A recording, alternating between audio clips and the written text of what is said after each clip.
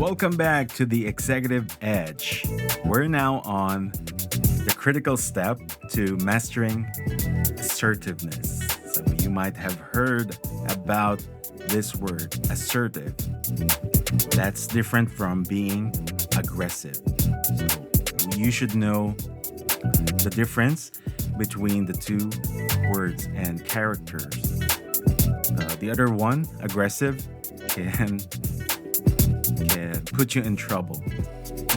So today's focus is on the language that strips your authority, hedging language. So if you want to eliminate phrases like I think, maybe, or perhaps, this session is for you.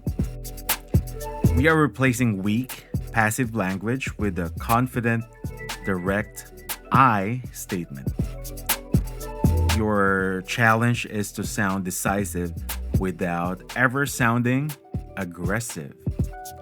You might wonder what is the difference between the two. So being aggressive is like you can perceive someone aggressive if they are shouting. So if you get upset at work and suddenly you burst and you were upset about something and you shout the lobby, so that is being aggressive. And being assertive is something like you know your rights and you are just pointing out the thing that will give you ease, like not being given too many workload or something, because you know that it's not stated in your agreement or your contract with a human resource. Or if you are in a business setting, like you have like a business partner, so you know that these are the rules, these are the terms. So if they go beyond that, you know how to assert your side and your right, that hey, this is our borderline and you should respect this mutual agreement that we agreed upon. So what is the cost of hedging? Why is eliminating maybe so critical in for an executive? If you are a C-suite executive, so when you say C-suite, these are the positions with a C, like chief executive officer. CFO is for chief financial officer, and like CTO if you are the chief technological officer. So those are the higher management, like the C-suite. If you are an executive and you are leading a meeting or presenting a recommendation, hedging signals uncertainty. So it tells your team or a stakeholder or a business partner that I'm not fully confident in my own analysis, so feel free to challenge or dismiss me. So, talking about credibility. So, hedging is the enemy of efficiency. It invites unnecessary debate and makes you lose control of the narrative. An assertive leader eliminates that ambiguity. So, you don't sound uncertain and you are always clear. And the fix is simple. You should learn how to shift the focus from the general to personal. So we start with I, yourself. The assertive I statement. So how do you do that? The goal is to frame your strong opinion as your professional stance. You make it harder to dismiss when you use that approach. And we have a three-step framework for turning a weak apologetic phrase into a strong assertive I statement. So when you are apologetic, it's like you you show that you are not sure or you're not confident about things. There's this research that I read a few days ago saying that when we have like a face-to-face communication, 7% is only dedicated to the content that you're saying, like the words, the choice of words that you use. Only 7%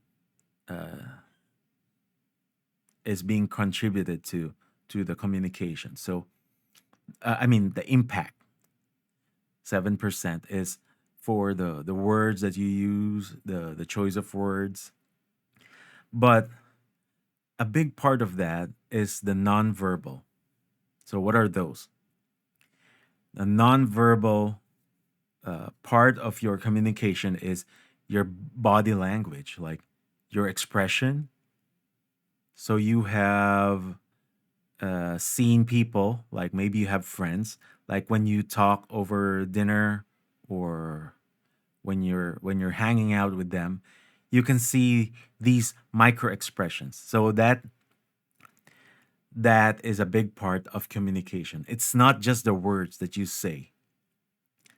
And another big percentage is the tone, the tonality of your voice or how you say it. Like the rising tone, uh, like when they say that you're overusing uptalk, uptalk, right?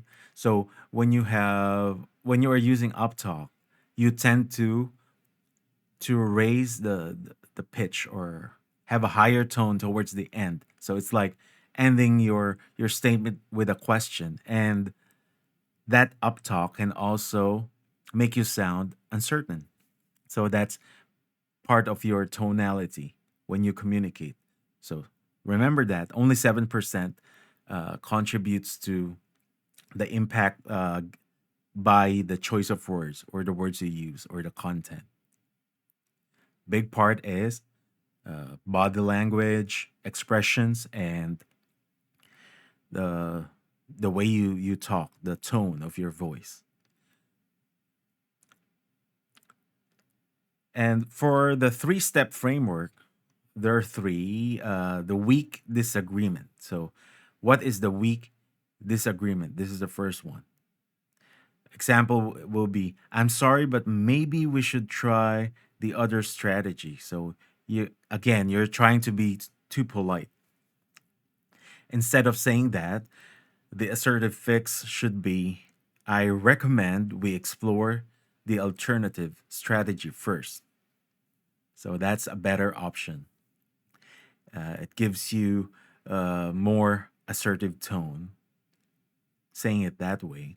So again, you say, I recommend we explore the alternative strategy. Second is the weak request. What is the weak request? Example will be, I was just wondering if you could possibly send me the data later today. Again, there's another up talk towards the end. So you sound unsure. How do you do the assertive fix? You say, I need the data by 3 p.m. so I can finalize the report. You're not being rude.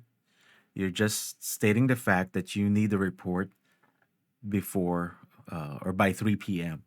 Or you can say, I need a report before the semester ends or something like that, or before the quarter ends.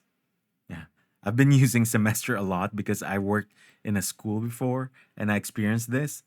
So, yeah. So if you are communicating with your team like a different company, so you can say I need I need this before the end of the month, before the end of the quarter or something like that.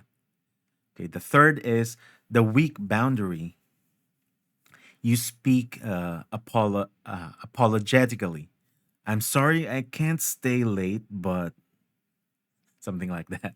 I'm sorry I can't stay late, but so for us in the eastern part of the globe, or Southeast Asian, we tend to be too apologetic. So we overuse the word sorry. So you apologize without realizing why. Why are you apologizing? So for the assertive fix, you say, I will not be able to stay past 5 p.m. So I have a prior commitment. So I'm sorry, or something like that. Or I apologize. I will not be able to. So straightforward. Once you are firm like that, your colleagues will understand, or someone higher than you will understand. So that's how you set boundaries. Okay. And how do you apply this? Eliminating the top hedging words. So you need to commit to eliminating these words entirely from your vocabulary during professional discussions. So every time you catch yourself using them, replace them with a definitive I statement.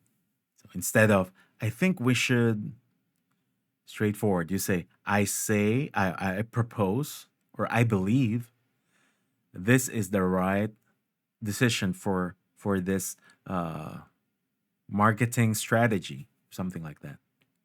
If you're leading a marketing team, instead of we could we perhaps, you say, I require, or I require that we complete the data before we execute this plan, or I will ensure that I can finish this project by the end of this week, or by the end of the month. See, you're owning it.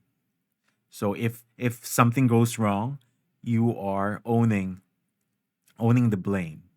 So it will be you. You take ownership of the task.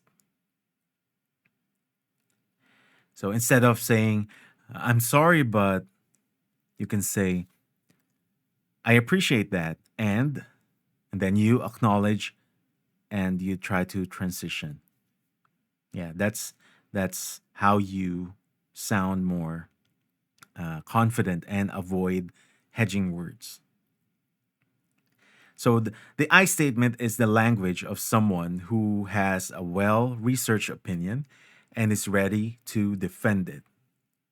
Like when you're watching a courtroom drama, right?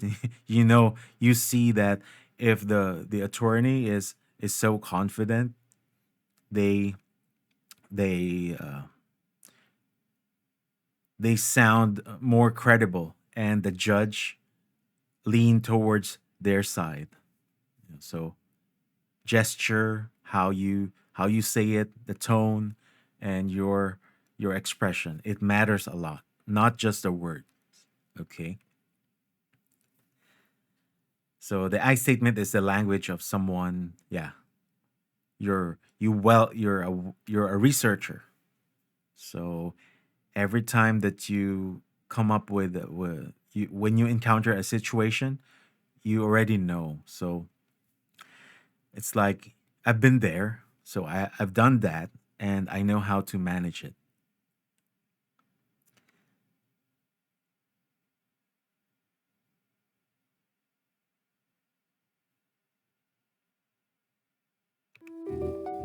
All right. So now you know the executive secret to assertive language. So your directions should be clear. Your boundaries should be firm, and your proposals should be strong. Now, in the future sessions of Executive Edge, we're going to have the circle back. So that's another topic that we will talk about, and you can use that to communicate with your team members and colleagues. And if you reach this far, I know that you're serious with your English proficiency. And if you need one-on-one coaching, don't forget to drop us a line or drop us a message by going to our website. That's www.thenglishcrew.com/contact. So I'll wait for your message and see you again in the next one. Bye.